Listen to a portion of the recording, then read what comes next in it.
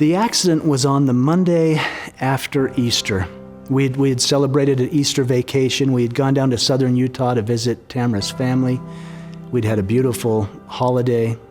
And gosh, the family was in the car. I'd buckled the kids in their car seats, and we were heading up the interstate. I had set the cruise control on 75. It was as fast as I could legally go. I was in a hurry to get home.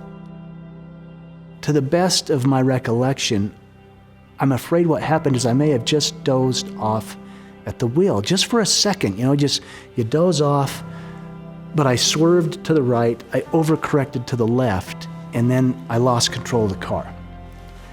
And the car began to roll, not off the road, but down the road at 75 miles an hour. It was a high-speed accident.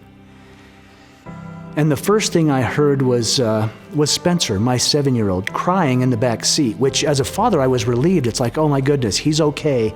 I've got to get to my boy. But that's when the brutal reality hit that nobody else was crying.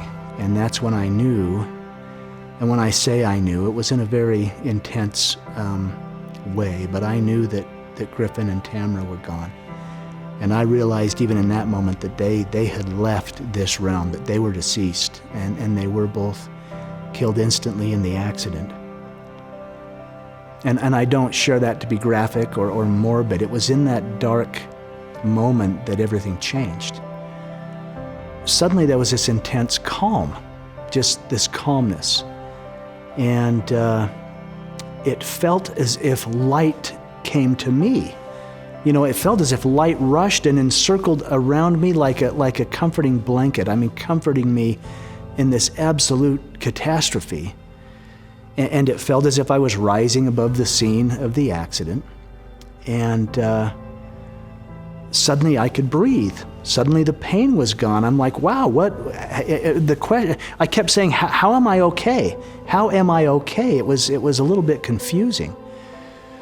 But as I felt as if I was lifted out of the trauma of it all, and I'm being surrounded by this intense, tangible light,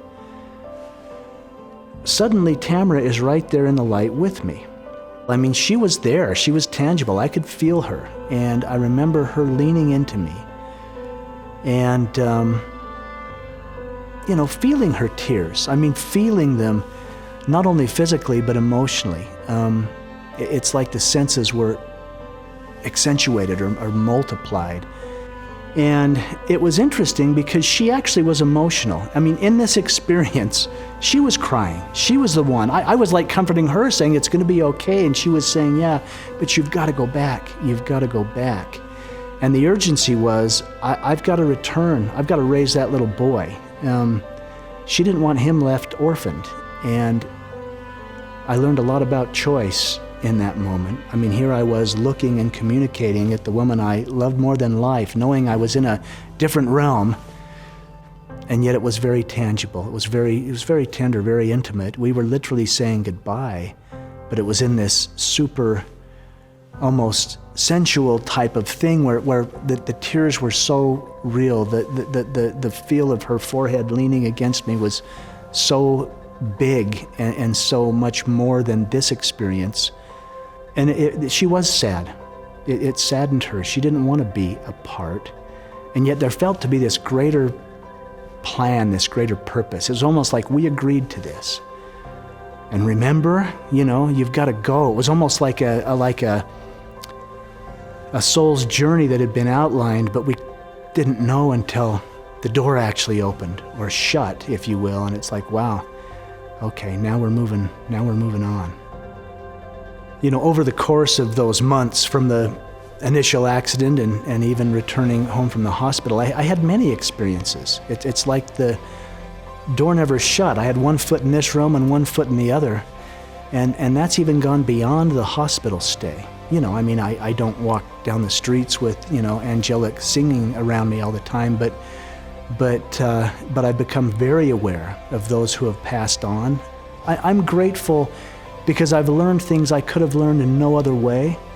I'm also grateful because I know there's no death. Nobody really dies. We just go to a different realm. We walk through a door.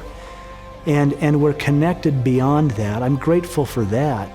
And I'm grateful that I can kind of walk down the road and, things might go wrong. I can brush myself off and say, hey, you know what?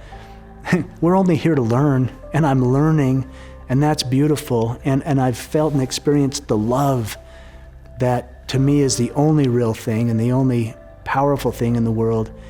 And that I'm grateful for. And I might not have known that had this not happened. So in the end, I suppose I'm grateful, yeah.